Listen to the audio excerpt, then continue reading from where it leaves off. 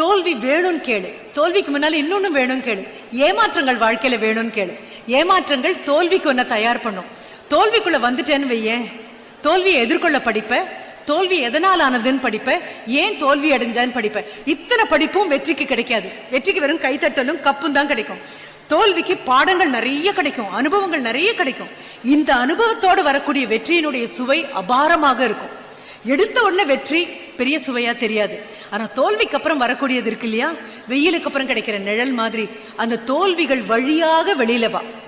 There is no other way for permanent success except through failure.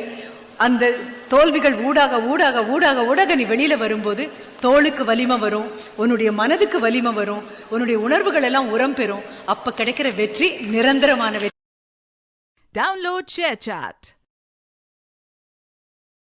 Download ShareChat.